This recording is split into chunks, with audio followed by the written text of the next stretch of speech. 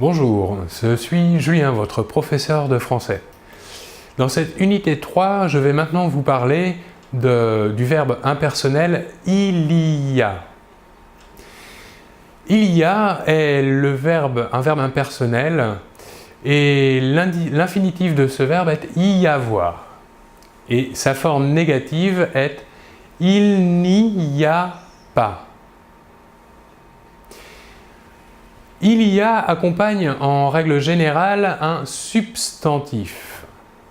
Nous allons voir deux exemples. Un exemple à la forme affirmative et un exemple à la forme négative. À la forme affirmative, nous aurons l'exemple suivant. Il y a un chien dans le jardin. Ici, nous avons bien le verbe impersonnel « il y a » suivi du substantif introduit par l'article indéfini masculin « un ». Voyons maintenant la forme négative. Nous aurons donc « il n'y a pas de chien dans le jardin ».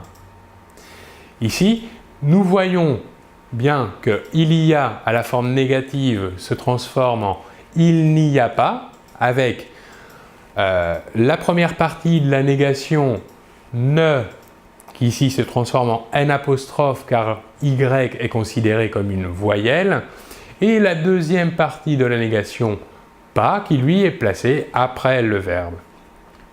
Voyons un autre changement dans la phrase.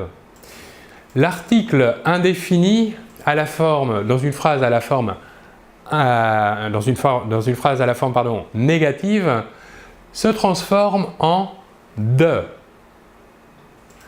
Donc, l'exemple de la forme affirmative « il y a un chien dans le jardin » va se transformer dans « il n'y a pas de chien dans le jardin ».